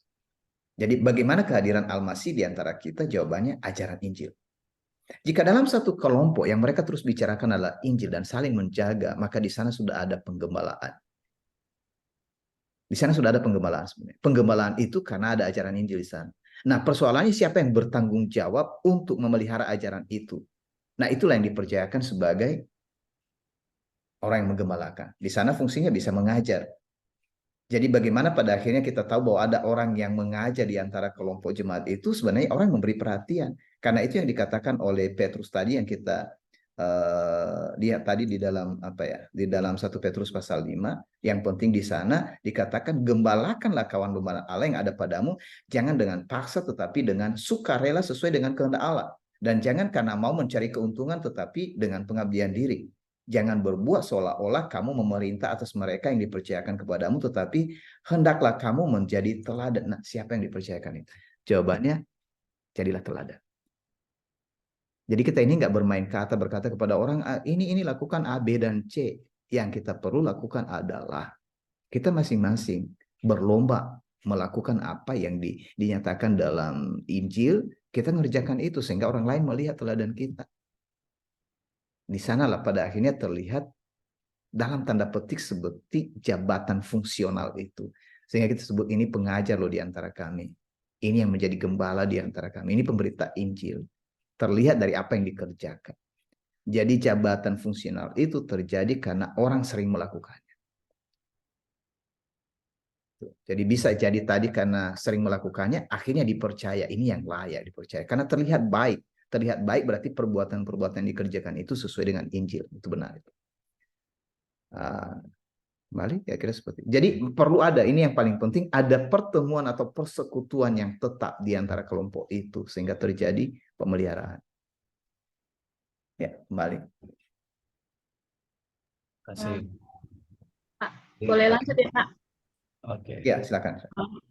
Jadi Pak, jikalau di antara kelompok kita itu ada yang memang berciri serigala itu Pak, maksudnya buah yang terlihat seperti dia menyorongkan ajaran Injil dan apa namanya, untuk ajaran Injil juga dia seperti menentang, itu bagaimana ya Pak? Apakah kita usir atau bagaimana, itu maksud saya Pak? Oh gitu. Di biasanya kalau baru didefinisikan sebagai serigala kan udah diomongin dulu, dibicarain dulu gitu dengan teman-teman, dengan saudara dalam kelompok itu. Kalau ternyata dia malah lebih keras dan mau menerapkan itu, ya sudah ada petunjuk dalam kitab suci. Semua berarti bersama-sama harus melawan itu. Melawan itulah maksudnya tadi dengan, kan bukan pemecatan, tapi memang dia pasti nggak bisa bertahan kalau dia udah ketahuan bahwa ternyata dia serigala gitu. Karena dia punya pemikiran yang lain, punya paham yang lain dan seterusnya. Jadi hendaknya umat Allah saling menjaga gitu. Jadi penjagaan itu tadi karena memang pembicaraannya tetap gitu kan, tidak bercampur. Apalagi kalau dia terus-menerus dengan idenya itu gitu kan, karena dia tanpa sadar sudah dipengaruhi. Makanya begini, saudara yang sudah, ya kita kan menolong orang dari menerima sampai dia menyerahkan diri. Kalau udah menyerahkan diri berarti jangan dicampur. Bukan berarti nggak boleh pergi ke dunia gitu. Ada orang yang berpikir ini kan kita berarti nggak boleh pergi lagi ke tempat lain. Bisa, justru itu karena kita membawa berita Injil di sana. Tapi hati-hati dengan orang yang masuk dalam kelompok orang-orang yang menerima Allah, yang menerima Injil, lalu dia bawa ajaran di mana dia bergabung di luar. Nah, ini apa? Ini nanti malah dia jadi serigala berbulu domba karena dia menyusup di sana. Ajaran palsu itu kan bahasa kitab sucinya menyusup gitu. Nah, coba bayangkan saudara di kelompok orang yang apa juga kumpulan dalam tanda petik nggak jelas serigala atau domba, ketika kita bawa Injil, mereka juga berkata kita penyusup kan? Karena berbeda dengan mereka. Jadi udah jelas kalau kita udah pasti dengan ajaran Injil, kita udah bisa melihat ajaran penyusup gitu kan. Makanya kita tidak izinkan itu, jangankan dulu dalam pertemuan, di grup saja gitu kan. Di grup saja, kalau dulu sih saya biasanya udah langsung hapus aja kalau misalnya ada tulisan-tulisan yang nggak berbobot itu gitu kan. Tapi kalau sekarang ya kita coba diskusi dulu lah. Mana tahu ini karena nggak mengerti, bukan karena dia mempengaruhi, tapi karena nggak ngerti gitu. Saya kira begitu ya. Kembali Bri. Makasih Kak Ren. Terus ini ada pertanyaan lagi dari Kak Tika. Salam Pak, izin tanya, bila seseorang yang dulu sudah dalam Injil, namun beberapa waktu dia tidak lagi mengikuti persekutuan ini dan suatu waktu dia kembali lagi, apakah dia termasuk dalam anak bungsu yang pergi karena dia kembali pulang ke bapaknya? Apakah dia masih termasuk hamba? Silakan Pak. Apa ini dia dulu dalam persekutuan kemudian dia pergi, lalu kalau dia hanya pergi keluar mungkin dia lagi merantau kali kan, balik kan enggak. Dia belum jual semua gitu kan. Belum terjual semua gitu. Yang dimaksud dengan apa anak bungsu itu adalah orang sebenarnya itu setara dengan domba ya. Maksudnya orang yang belum mendapatkan bagiannya dalam kerajaan Allah gitu. Ini ilustrasi kepada Israel sebenarnya, orang-orang di Israel yang mereka menganggap dirinya itu adalah milik Allah ternyata hilang. Nah, berfoya-foya di sana artinya mereka sebenarnya bergaul dengan dunia dan hidup seperti orang dunia.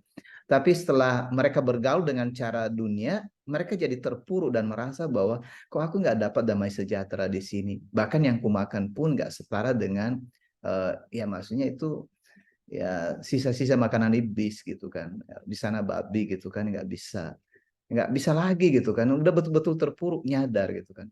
Nah baru dia kembali gitu kan. Jadi dia kembali ini karena dia menyadari. Jadi nggak mungkin karena ini anak bungsu itu waktu diterima dia langsung dibawa dalam pesta kan, dibawa dalam pesta. Kebanyakan yang saya lihat begini, orang yang menemukan Injil nggak sempat ke pesta, maksudnya nggak sempat dalam persekutuan. Dia hanya singgah sebentar dalam persekutuan lalu dia kembali kepada kebiasaannya. Mengapa begitu? Ini sebenarnya bahayanya orang berkata aku udah mengaku Injil, mengaku dengan mulut, tapi kemudian masih ingat nggak 1 talenta, 2 talenta, dan 5 talenta? Kalau saudara pernah menerima Injil, lalu Injil itu dikuburkan, tidak tertarik sama sekali, itu berbahaya dan susah bertobat itu. Jadi kalau tadi hanya karena ya dia pernah dalam persekutuan lalu keluar lalu balik lagi, ya kita belum bisa identifikasi ini anak bungsu atau memang dia itu memang hanya jalan-jalan aja gitu kan.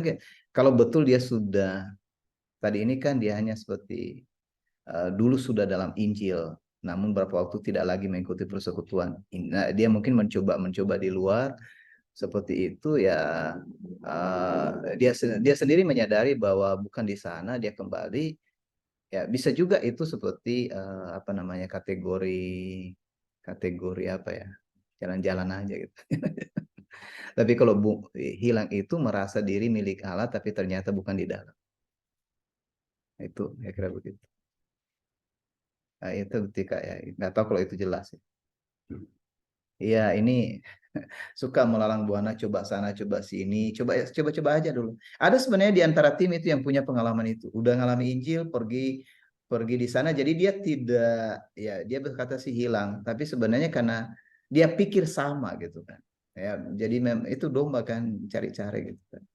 Bisa dikategorikan hilang juga kan. Tapi udah ditemukan itu, cuma sengaja apa? Sengaja mencoba cicip-cicip makanan lain gitu. Ini satu penting ya, mungkin ini saya bahasakan begini, karena itu kan apa seperti meraba-raba ya. Dalam kitab suci itu dikatakan oleh Yesus, barang siapa yang minum air yang telah kuberikan kepadanya, tidak akan haus lagi selama-lamanya. Perhatikan ini dalam diri saudara. Kalau saudara sudah meminum air yang dari Kristus, saudara tidak akan cari-cari lagi. Nah ini makanya ada di antara kita ini yang masih cari-cari loh, raba-raba, mau coba-coba ke sana kemari, karena dia belum minum sebenarnya itu. Minumnya hanya cip-cip keluar begitu kan. Seharusnya ketika Anda betul-betul minum, tidak akan haus. Itu yang dialami oleh perempuan Samaria. Dan saudara, sebenarnya itu kadang-kadang saya suka berbagi kesaksian. Itu yang kualami. Tahun 91 itu, aku tidak pernah haus lagi. Meskipun aku sudah di mana-mana, saya tahu di sana tidak ada minuman gitu. Minuman yang mereka tawarkan kepada saya adalah minuman yang kering. Aku sudah minum itu, tapi ku cari teman-teman yang sudah minum bersama. Susah, 20 tahun lebih.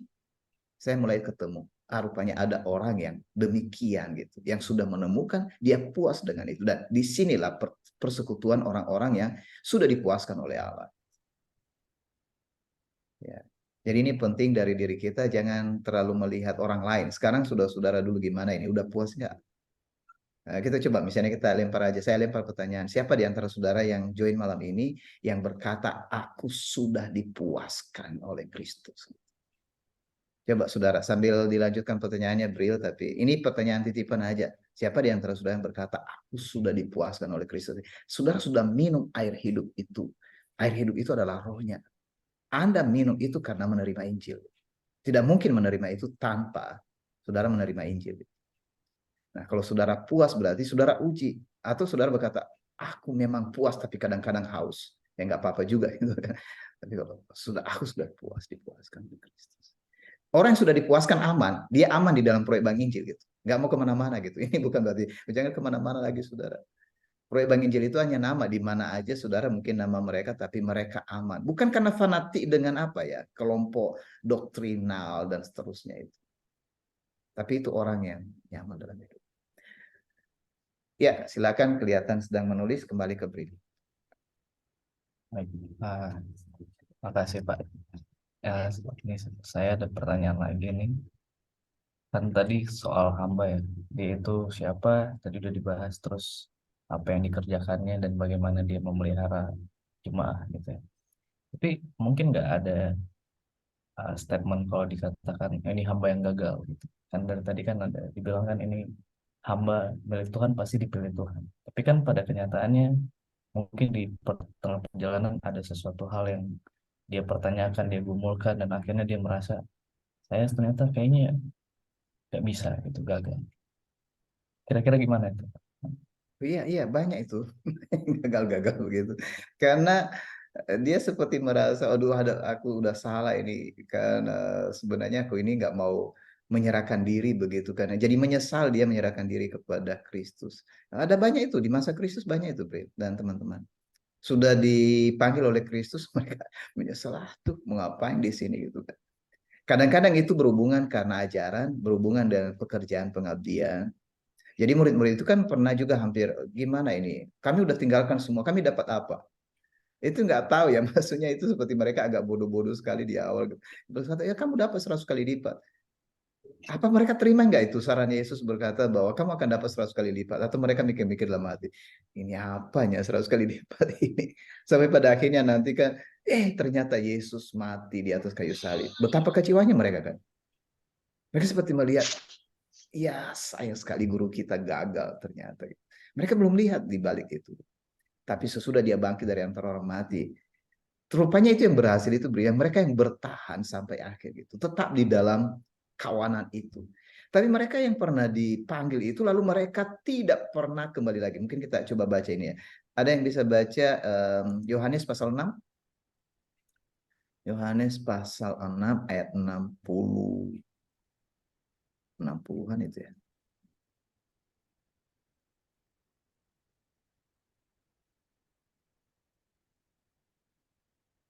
Ayat 65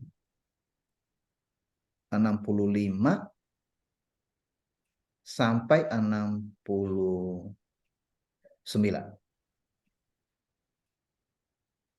Yohanes pasal 6 ayat 65 sampai 69. Yang sudah dapat silakan.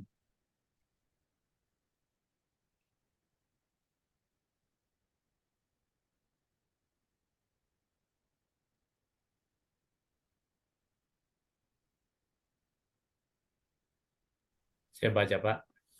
Silakan, Pak. Lalu ia berkata, sebab itu telah kukatakan kepadamu, tidak ada seorang pun yang dapat datang kepadaku kalau Bapa tidak mengaruniakannya kepadanya. Mulai dari waktu itu, banyak murid-muridnya mengundurkan diri dan tidak lagi mengikut dia. Maka kata Yesus kepada ke-12 muridnya, apakah kamu tidak mau pergi juga? Jawab Simon Petrus kepadanya, Tuhan, kepada siapakah kami akan pergi? Perkataanmu adalah perkataan hidup yang kekal. Dan kami telah percaya dan tahu bahwa Engkau adalah yang kudus dari Allah. Jadi boleh katakan ini gagal ya. Gagal karena mereka mengundurkan diri, nggak berlanjut lagi. Ada apa gitu kan? Mengapa ada yang gagal seperti itu? Kalau dibaca ayat 70, ada yang bisa baca ayat 70 lagi, Pak? Lanjut satu ayat lagi. Saya baca, Pak. Ya. Jawab Yesus kepada mereka, bukankah aku sendiri yang telah memilih kamu yang 12 ini? Namun seorang di antaramu adalah iblis. Wah, itu bukan hanya gagal lagi itu iblis itu maksudnya si Yudas gitu kan. Udah diberitahu di awal gitu kan. Ya. Jadi bagaimana kalau di masa Yesus saja terjadi hal itu, orang mengundurkan diri. Apa sekarang karena rame-rame datang ke gereja, datang ke persekutuan, wah luar biasa, haleluya, puji Tuhan dengan itu, bukannya saya tidak nyindir siapa-siapa. Tapi maksud saya periksa gitu kan. Apa Anda bertahan terus dalam Injil atau hanya karena kegiatan keagamaan itu? Yesus berkata, tidak ada loh seorang pun yang datang kepada aku kalau Bapa tidak menariknya. Artinya begini, tidak ada seorang pun yang datang kepada Yesus itu kalau bukan roh yang membuat mereka menyatakan, aku ikut Yesus. Jadi kita udah berbicara ini di awal tentang bisnis yang berhasil. Allah itu adalah pebisnis yang berhasil. Jadi sebenarnya orang yang dipilihnya itu pasti berhasil. Jadi berkata di dalam Yohanes pasal pasal 15 dikatakan bahwa orang-orang yang ditetapkan oleh Al-Masih itu dia telah memilih kita dan ditetapkannya menjadi berbuah dan buah kita itu tetap. Berarti kita ditetapkan untuk berhasil dong. Jadi kalau ditanya mengapa mereka gagal, ya itu pilihan mereka, Bril dan teman-teman. Mereka sengaja memilih itu tidak bisa disalahkan siapa-siapa. Tapi sekali datang kepada Al-Masih, dia akan menjaga saudara supaya saudara akan berhasil. Ya, kecuali keluar dari di dalam dia. Tinggal di dalam dia, pegang ajarannya, tinggal dalam kasihnya, itu rahasia. Kembali. Baik, makasih Pak. Dan dari beberapa statement tadi, jadi yang perlu kita lakukan sekarang agar maksud dari pemeliharaan Allah sampai selesai nanti itu terjadi di umat miliknya di bumi itu seperti apa, Pak? Oke. Boleh ulangi kalimat yang... Jadi kira-kira apa yang harus kita lakukan agar maksud dari pemeliharaan Allah terjadi di antara umat miliknya di bumi. Ini lebih ke depan jangka panjang. Oke. Ini aplikasi ya. Jadi apa yang harus kita lakukan? Kita berpikir begini dulu, pemeliharaan Allah kepada umatnya ini seperti apa gitu. Jadi karena kita terlalu berpikir apa yang saya lakukan, padahal sebenarnya Allah sudah tetapkan ini loh pasti terjadi. Jadi kita hanya ikut aja. Di Yeskiel ke-4 yang sering saya ulangi itu, tadi kan saya berkata, ada dua, mencari dan menggembalakan. Jadi kalau Anda adalah orang yang menyadari malam ini, saya ini adalah hamba milik Tuhan, perhatikan baik-baik. Ini yang Anda kerjakan. Pertama mencari, yang kedua memelihara. Mencari itu berarti temukan mereka milik Allah itu di mana-mana. Menemukan ini saudara bukan menginjili dan saudara seperti terus menerus seperti usahakan kejar orang itu lalu pindahkan dia dari tempatnya, dari agamanya, dari gerejanya dan seterusnya. Bukan. Temukan aja dia lalu bebaskan dia. Bebaskan dia maksudnya beritakan kepadanya pembebasan tentang dosa. Lalu bawa pulang dia. Bawa pulang itu berarti bawa dia kepada Al-Masih. Pertemukan dia dengan Kristus. Itu berarti Injil. Dan hubungkan dia dengan saudara-saudara yang sudah mengalami Injil. Itu berarti mengumpulkan. Itu bahasa yang diulang dalam kitab suci. Jadi mencari, artinya itu menemukan, membebaskan, membawa pulang, dan mengumpulkan. Itu pertama. Jadi cara kerja ini cara kerja tim, Bri dan teman-teman. Bukan kerjaan sendiri. Makanya kita capek nanti kita berpikir kerja sendiri, lalu kita mulai memiliki itu. Ini kan miliknya Allah. Ini miliknya Tuhan, bukan milik saya. Kalau saudara miliknya Tuhan, jangan jadikan milik Tuhan itu menjadi milikmu. Seharusnya itu milik Tuhan. Jadi kita tidak ada kekhawatiran. Nah, yang kedua, menggembalakan. Menggembalakan ini, itu tadi yang saya jelaskan, memelihara, membalut, menyembuhkan, menguatkan. Artinya mereka tetap di dalam Injil itu sampai akhir. Ini fungsi ya jadi mencari dan menggembalakan. Itu yang diulang oleh Isa kepada murid-muridnya. Jadi apa yang kita lakukan sebagai hamba milik Tuhan, kalau saudara melakukan pekerjaan ini mencari dan menggembalakan, berarti itu pekerjaan sebagai hamba milik Tuhan. Nah, tindakan pemeliharaan itu di dalam kitab suci sudah jelas karena harus melewati Injil. Ya, kalau saudara ingat yang pernah kita bahas tentang Yesus berkata, ikutlah aku dan kamu akan kujadikan penjala manusia. Perdengarkan Injil, kemudian bawa dia sampai datang kepada Kristus, bukan hanya cari. Dan kemudian kalau dia udah datang kepada Kristus, biarkan Kristus atau Al-Masih yang membentuk dia. Artinya begini, ajaran Injil, jangan saudara membentuk dia menurut keinginanmu. Ajaran Injil yang harus bentuk dia. Kemudian ditetapkan dia oleh Al-Masih, kujadikan sebagai penjala manusia. Berarti abdinya, pekerja baginya. Jadi itu memang pekerjaan yang dikerjakan itu untuk apa namanya, ya sudah tahu, menjadi saksi mengerjakan pekerjaan yang dikerjakan oleh Al-Masih. Yang dikerjakan oleh Al-Masih itu adalah dia mencari dan kemudian dia mengumpulkan. Jadi apa yang paling penting di sini ya, yang perlu adalah tinggal di dalam Kristus, itu di dalam, boleh ada yang membaca apa ya, Yohanes pasal 15. Saya lebih baik tunjukkan ayat ini. Yohanes 15 ayat yang pertama dulu, ayat 4 ya. Yohanes 15. Ayat 4. Disilakan baca ayat 4.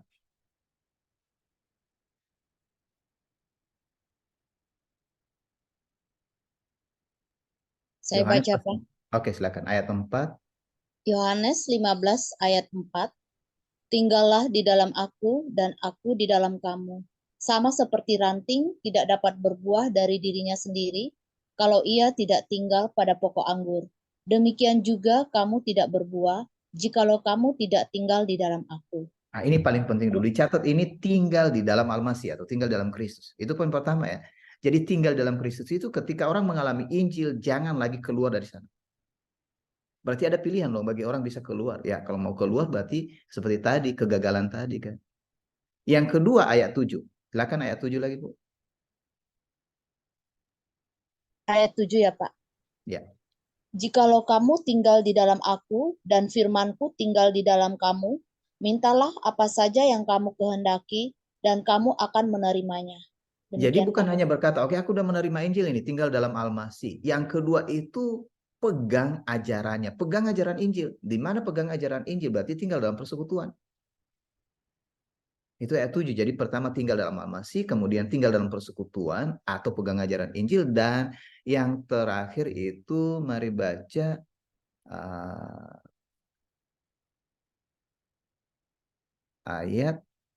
mulai ayat 10. Ayat 10 silakan. saya lanjut, Pak. Ya.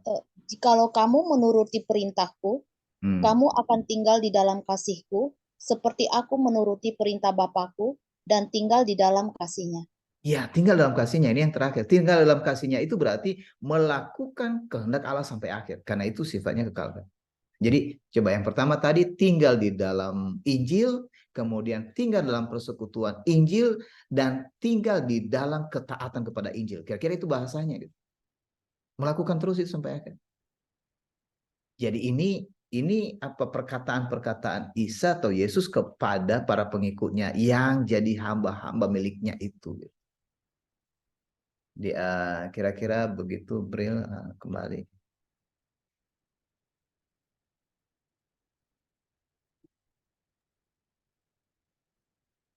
Oke, baik. Jadi mungkin ya. Dari saudara-saudara, apakah ada yang mau bertanya kira-kira?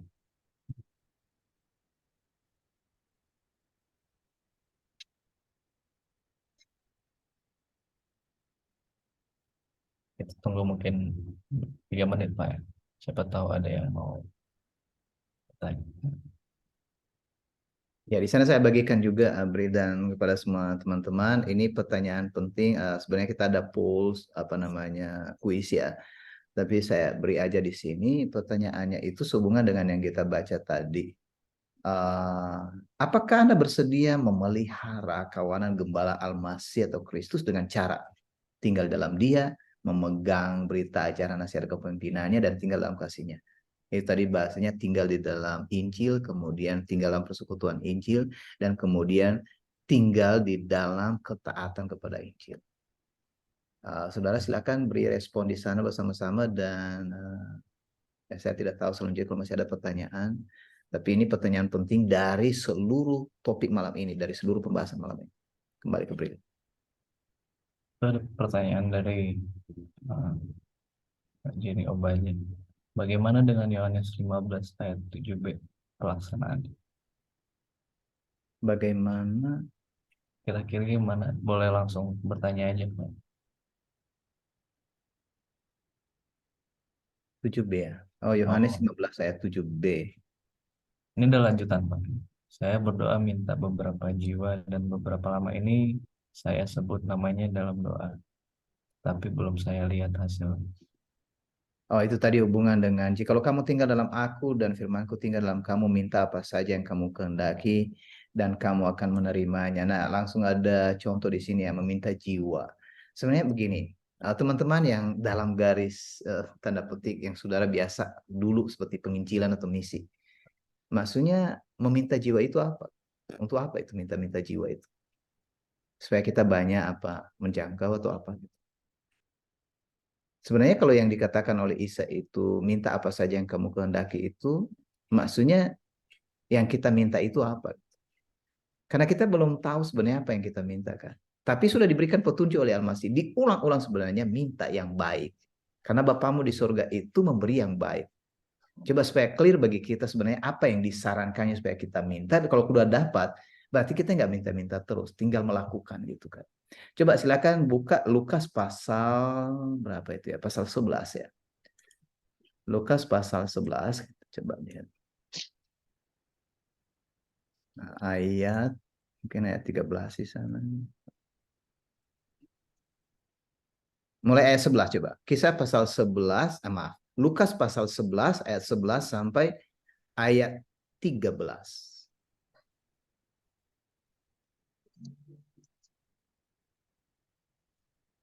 Lukas pasal 11 ayat 11 sampai 13. Siap, yang sudah menemukan silakan. Saya baca ya, Pak. Nah, silakan. Dan ayah manakah di antara kamu jika anak meminta roti, akankah dia memberi kepadanya batu? Dan jika seekor ikan, akankah dia memberi kepadanya seekor ular pengganti ikan? Ataupun jika dia meminta sebutir telur, akankah dia memberikan kepadanya seekor kalajengking? Jadi, jika kamu yang jahat saja tahu memberi pemberian yang baik kepada anak-anakmu, betapa lebih lagi Bapa yang dari surga. Dia akan memberikan Roh Kudus kepada mereka yang meminta kepadanya. Ya, jadi sebenarnya apa yang disuruh minta itu? Kita ini nggak usah minta-minta yang lain, gitu. Termasuk nggak usah minta jiwa-jiwa, gitu. Yang minta jiwa itu sebenarnya diselamatkan itu Kristus. Dia minta itu. Makanya berkata, kalau aku ditinggikan di bumi, aku akan menarik banyak orang kepada aku. Kalau hanya untuk membawa orang, sekarang beritakan aja Injil. Nanti dia yang akan narik. Jadi kita nggak ada beban orang datang atau nggak datang. Tugas kita adalah memberitakan Injil dengan penuh. Nah itu yang penting, makanya dia berkata, jangan pergi kemana-mana dari Yerusalem sebelum kamu diperlengkapi dengan pemberian dari Bapa. Dan pemberian dari Bapa itu ternyata apa? Roh Kudus. Itu yang paling penting, saudara-saudara. Makanya proses itu kan THM itu telinga yang mendengar, hati yang percaya, mulut yang mengaku. Semua itu dikerjakan oleh Roh. Jadi penyertaan Roh terhadap pemberitaan Injil itu luar biasa sekali.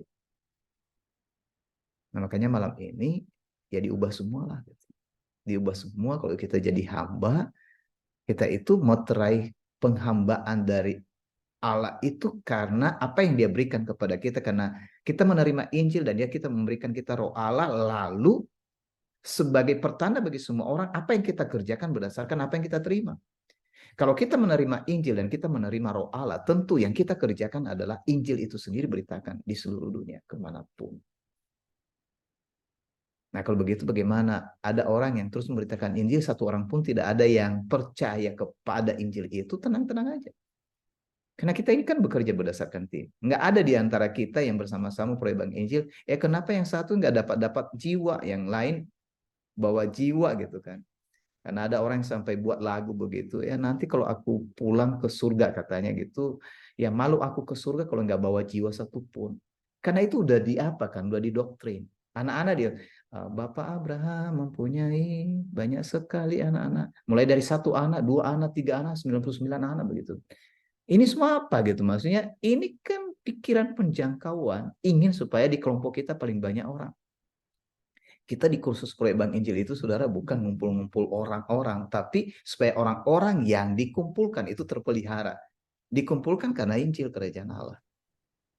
Jadi jangan berpikir aku nggak ada bawa. Padahal kita di dalam tim di mana ada terus kesaksian, ada orang yang dibawa kepada Kristus.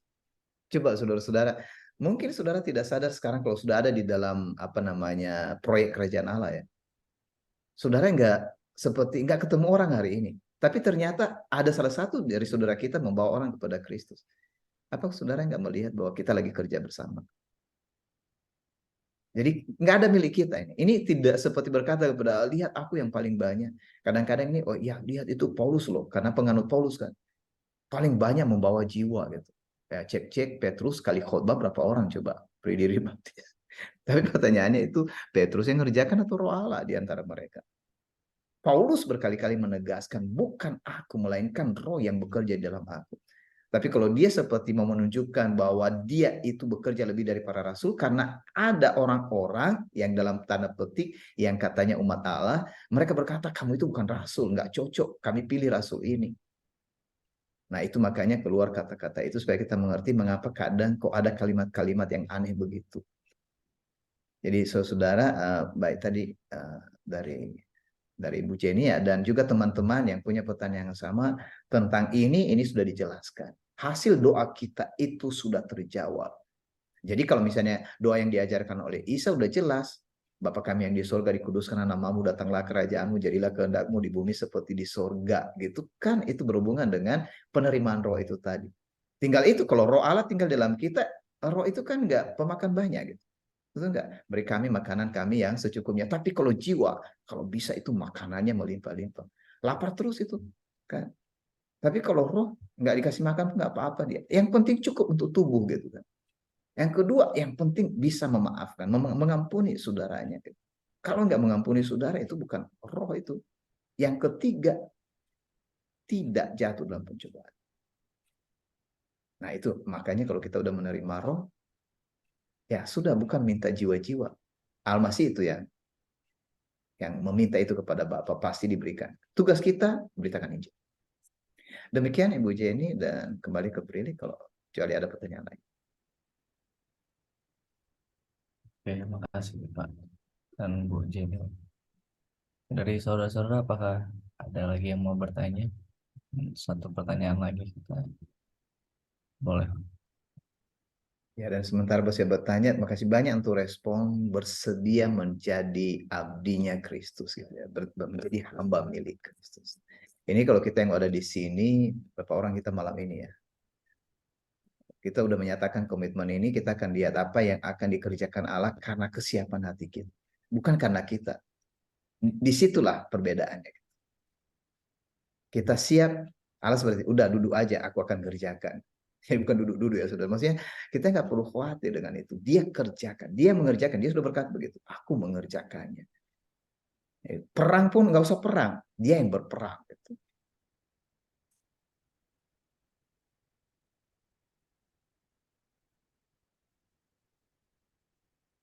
Oke, mungkin karena udah nggak ada lagi ya Pak. Mari kita tutup mungkin ya. Ini Ya. saya coba ada kesimpulan, tapi kayaknya dari kalau saya ini bakal menyimpulkan. Saya balikin ke, oh ini ada, Enggak itu. ya, balik ke Enos. Oke Bang, makasih udah memandu acara hari ini. Terima kasih juga buat orang yang udah memberi acara. Di sini aku juga udah menulis beberapa poin-poin penting. Izinkan saya membacanya. Yang pertama, siapa yang menjadi hamba Tuhan? Pertama, orang yang dipanggil oleh Allah. Kedua, Allah yang bicara langsung. Ketiga, orang yang mendengar suara Allah melalui berita Injil, yang kemudian menjadi percaya karena roh Allah. Yang kedua, apakah orang yang mengataskan bekerja atas nama Allah menjadi hamba Allah? Sekali-sekali tidak, karena orang yang bekerja atas nama Allah itu tidak sama dengan mengerjakan pekerjaan Allah. Pekerjaan Allah itu Injil. Hamba milik Allah ditentukan juga dari hasil pekerjaannya atau buahnya, dan buah yang baik adalah hasil dari roh Allah. Yang ketiga, bagaimana cara kita berjaga-jaga terhadap orang yang mengatasnamakan hamba Tuhan, atau bagaimana cara kita berjaga-jaga dengan serigala yang buas, yaitu tetap tinggal dalam ajaran, tidak membawa ajaran lain, dan melakukan pergi dan bersekutu dalam berita Injil. Yang keempat, bagaimana kita tahu apakah kita seorang hamba atau jemaat biasa? Yang pertama, kita menerima roh Allah melalui berita Injil, yaitu melalui proses THM itu ya Pak. Telinga mendengar atau percaya, mulut mengaku. Yang kedua, kemudian melakukan pekerjaan Allah. Pekerjaan Allah itu yang tadi ya, membuktikan Injil, pergi dan bersekutu ya. Dan yang terakhir, aplikasinya, apa yang harus kita segera lakukan? Pertama, mencari dan memelihara melalui ajaran Injil. Kedua, tetap tinggal di dalam Kristus atau Almasih. Dan yang ketiga, tetap tinggal dalam kasih-Nya. Saya pikir situ saja yang bisa saya ambil poin-poin pentingnya. Terima kasih juga buat saudara-saudara yang sudah bergabung sampai akhir. Kita juga akan ketemu lagi di minggu depan di jam yang sama.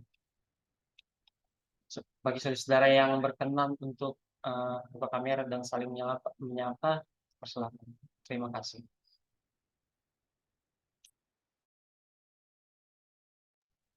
Terima kasih Enos dan Brili sudah memimpinnya pertemuan. Terima kasih Pak One sudah memberi ajaran. Salam untuk semua saudara.